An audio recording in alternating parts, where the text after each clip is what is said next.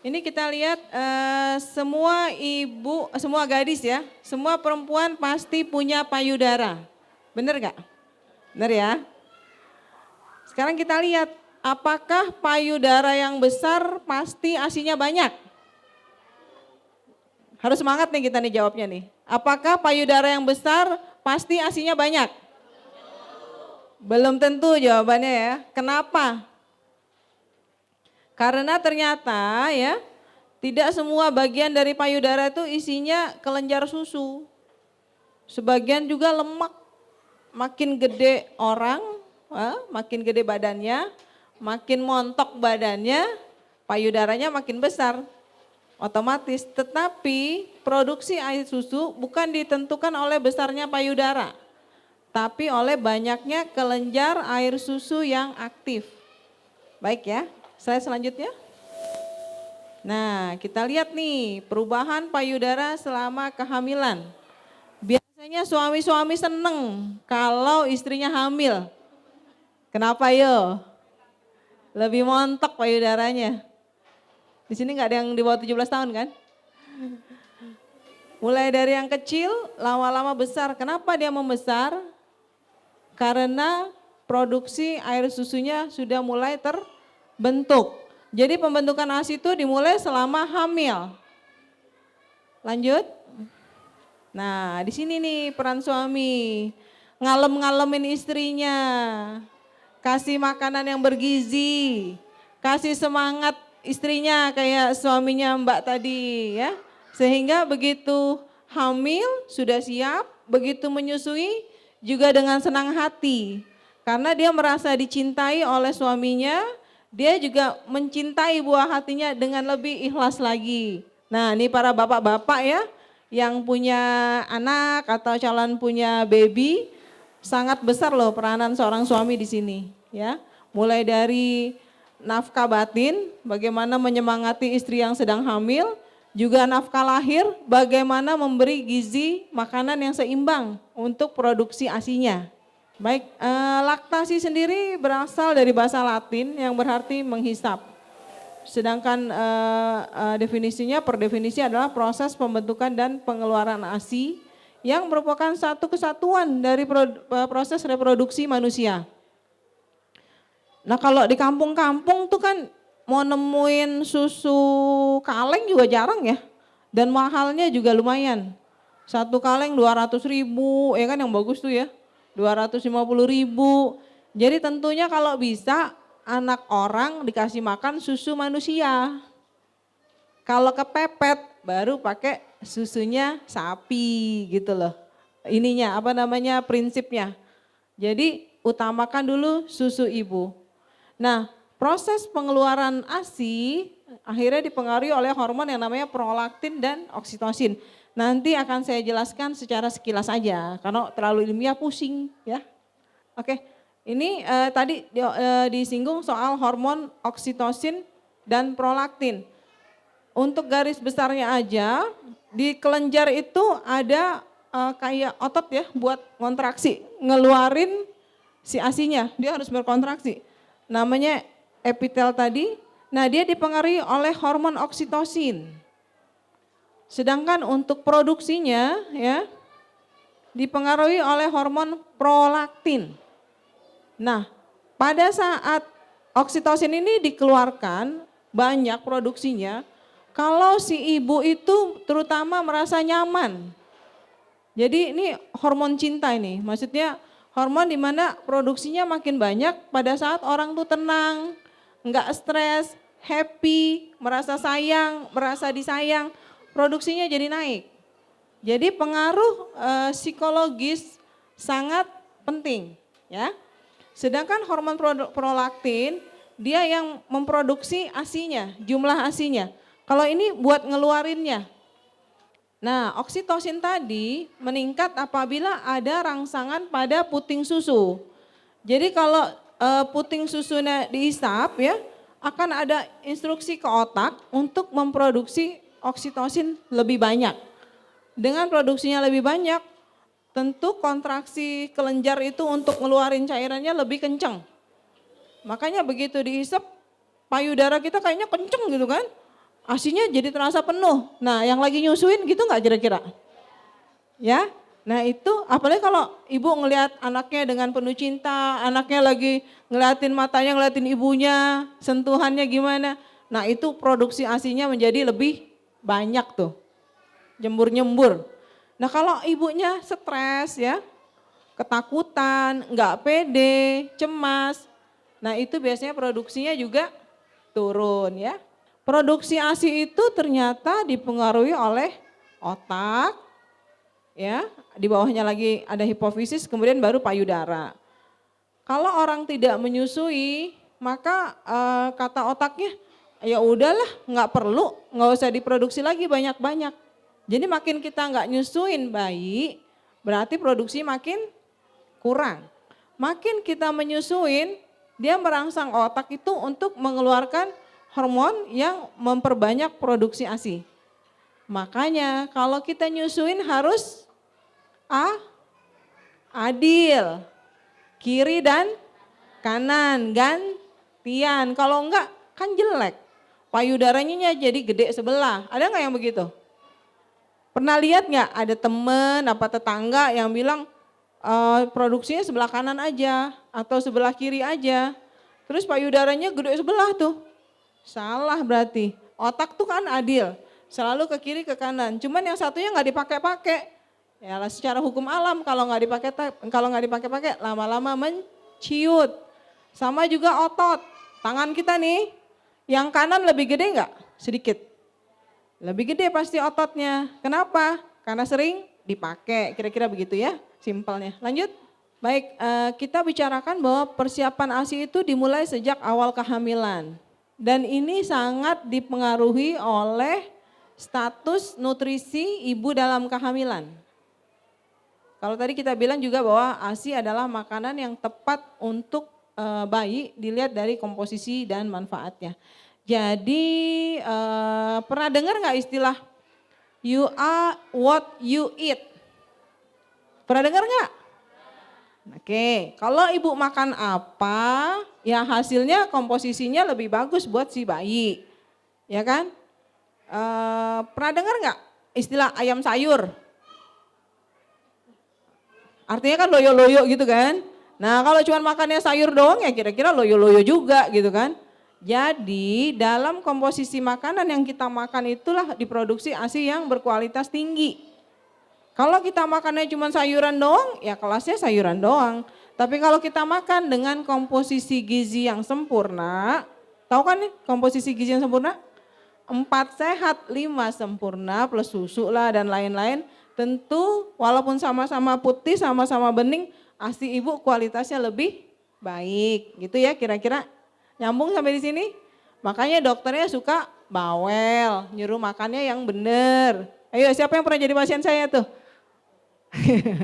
Dokternya bawel kan, suruh makan, bu kalau makan tuh yang bagus, kalau ibu mau punya anak yang pinter, semua dimulai dari sejak hamil. Kalau udah lahir ya, anak tuh bisa nolak, bener nggak?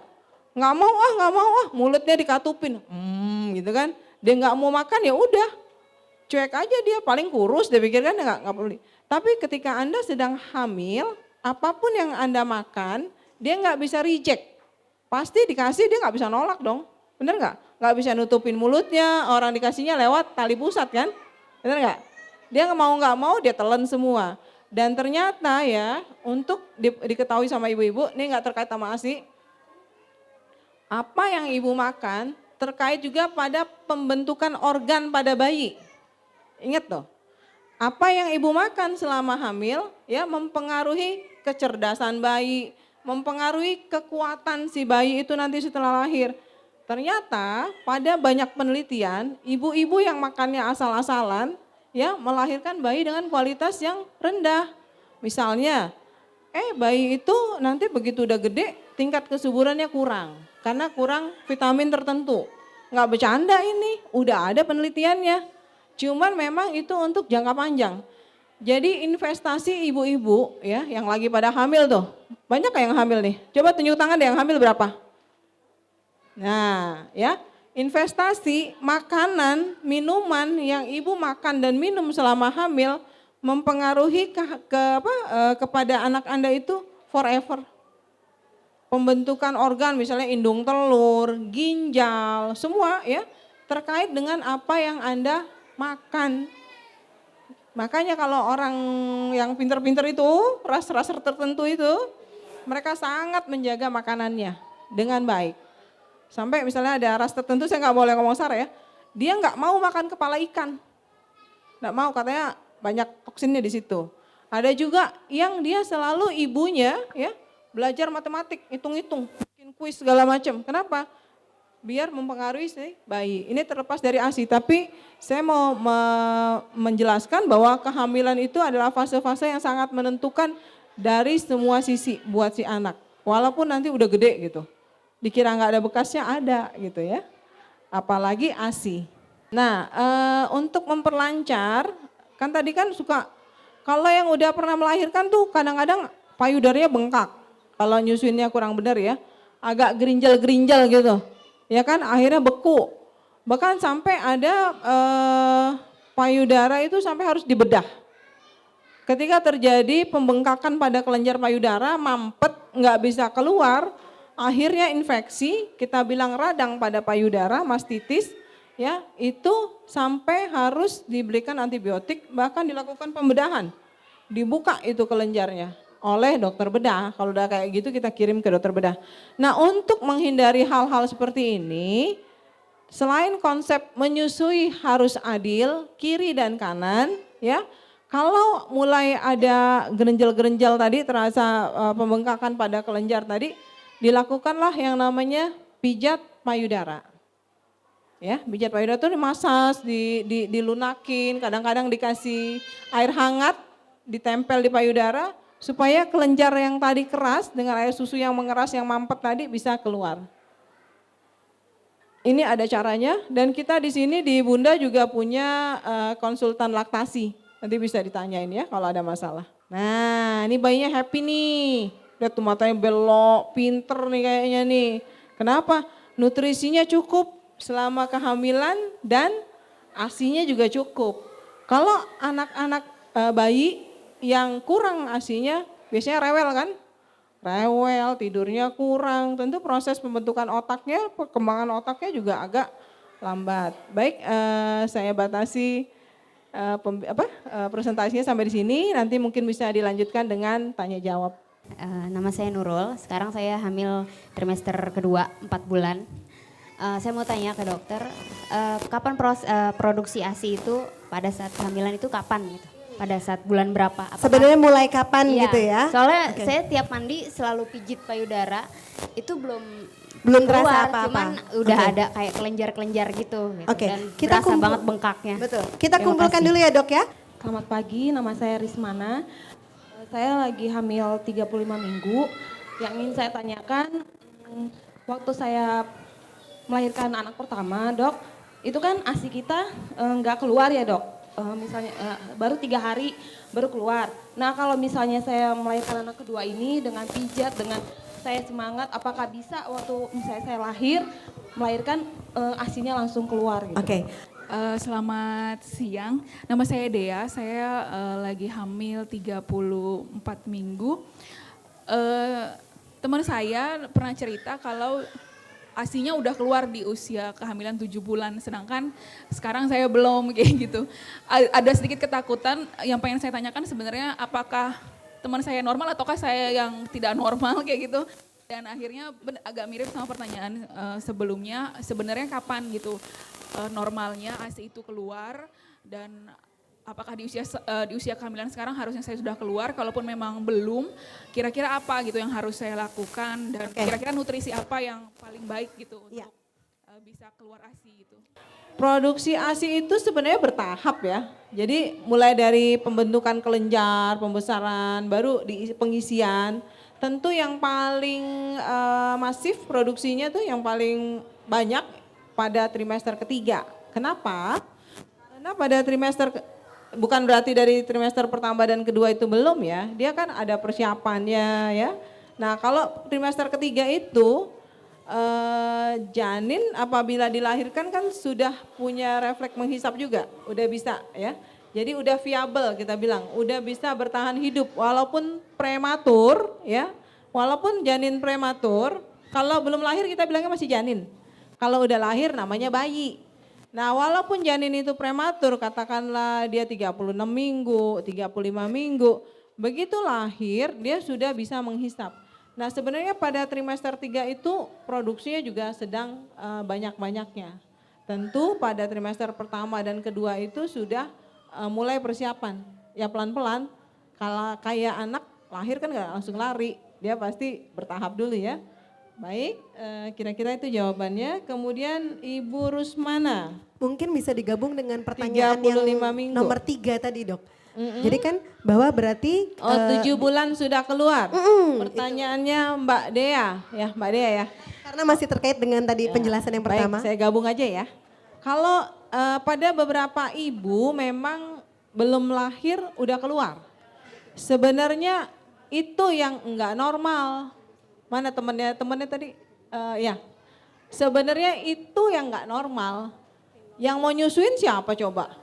Orang bayinya aja belum nongol, nanti bapaknya yang nyusuin. Iya kan? Jadi saya benar punya slide-nya tentang reaksi let down reflex namanya. Reflex mengeluarkan ASI. Tapi slide saya mungkin nanti dibacakan Akan oleh dijelaskan sama nanti pembicara berikutnya ya. Nanti Ya. Mbak bisa tanya. Tapi yang normal adalah yang pasca lahir. Makanya ada namanya inisiasi menyusui dini. Nah pasien-pasien suka nanya, dok rumah sakit ini pro ASI nggak dok? Ya iyalah masa enggak gitu kan. Orang kita sayang bayi, kan rumah sakit ini rumah sakit sayang bayi. Jadi kita utamakan bayinya supaya mendapat ASI sesegera mungkin. Karena pada ASI perdana yang namanya masih kolostrum, ya nanti dijelasin juga sama Mbak Tiwi ya, dokter Tiwi, dokter anak mungkin akan menjelaskan lebih lanjut. Kolostrum itu sangat penting karena mengandung antibodi yang tinggi. Ya dok ya? Iya. Nanti dokter jelasin ya, utang. Oke. Utang dijawab Pasti dari ada dokter nanti. Bu Tiwi. Iya, Gitu betul. kira-kira. Jadi begitu lahir bayi, pada semua bayi yang bugar, ya nggak semua bayi kita susuin. Kalau bayinya nggak nangis, kecil, biru, yang nggak layak untuk tidak segera dipanasin ya, harusnya dia masuk inkubator tuh kalau yang bayi-bayi nggak sehat, kita tidak langsung kasih IMD. Kenapa? Dia bisa hipotermi, suhunya nggak kuat dia sama suhu ruangan. Jadi dia langsung kita panasin, dia nggak bugar, langsung kita kasih dokter anak tuh buat diresusitasi dulu. Gimana juga dia mau ngisep orang dia keplek, gitu kan, misalnya bayi-bayi yang tidak sehat ya. Tapi pada semua bayi sehat, nangis langsung gitu kan. Kadang-kadang saya bilang apgarnya tuh 10-10. Orang misalnya kita sesar, baru kepalanya nongol, badannya belum lahir dia udah nangis. Wah hebat banget nih. Itu langsung kita kasih. Baik bayi-bayi yang lahir secara spontan, per vaginam lewat proses normal lewat bawah, maupun yang sesar. Kita selalu memberikan bayinya, kita nggak simpen-simpen deh, buat apaan nyimpenin bayi orang. Kita langsung kasihkan ke ibunya, sekarang sistem yang nggak pakai dimandiin karena takut kedinginan, kita lapin, ketubannya kita bersihin, kita bungkus, langsung kasih sama bayinya. Jadi ini penting sekali tadi kalimat dokter bahwa yang sesar pun bisa IMD, bisa Betul. menyusui ya dok ya, bukan Ya. alasan ya. Tidak ada halangan. Iya, tapi memang berarti tadi maksudnya karena namanya inisiasi menyusui dini harus dilakukan sesegera mungkin. Sesegera. Ada kata mungkinnya ya dok, bila memungkinkan. Jadi tentu yang harus didahulukan adalah kondisi baik ibu maupun anak. Oke, karena waktunya terbatas kita membuka satu pertanyaan saja. Tolong dibatasi yang sedang hamil dan bertanya tentang kehamilan dan menyusui. Ada pertanyaan lain? Nah, itu yang di sana duluan Mbak, maaf. Ya, tolong Ninta. Nama saya Rizka dok, saya udah 38 masuk 39. Aduh, nunggu hari ini. Tinggal nunggu hari, cuman payudara saya tuh dari awal hamil nggak membesar dok, hanya bagian areolnya aja ya yang agak melebar. Terus nggak pernah ngerasain kayak sakit-sakit atau kenceng-kenceng gitu dok, itu normal nggak ya? Karena takutnya malah jadi nggak bisa keluar nanti ASI-nya. Jadi aerolanya sudah melebar. Kayak nggak membesar dan nggak ada ada apa-apa aja kerasanya gitu. Oke. Lebih gelap juga ya Mbak areolanya? Baik, yang penting putingnya melesek apa enggak? Maksudnya Masuk ke dalam, masuk ke dalam, mendelep apa itu? mendelep lah bahasanya ibu-ibu ya. Melesak mendelep gitu, Mendelep masuk ke melesek, dalam. atau dia tetap bisa diisep. Kalau kira-kira dia masih ada pentilnya, nanti dengan adanya rangsangan pada isapan bayi itu, pada payudara, itu insya Allah sih tetap ada. Cuma memang ya, kan tadi sudah bilang, slide pertama, besarnya payudara tidak menentukan jumlah produksi ASI.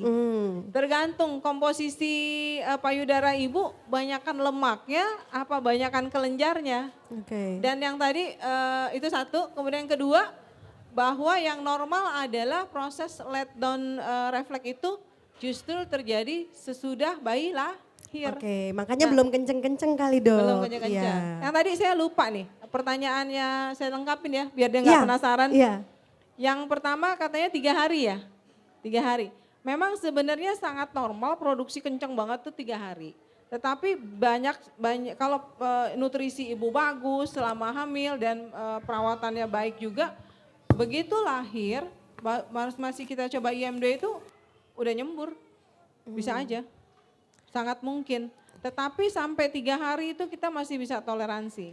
Nah apakah bayinya kelaparan? Nah nanti bisa ditanya Iya. sama Jeng Tiwi. Oke, kalau gitu berarti kita tepuk tangan dulu untuk Dokter Sinta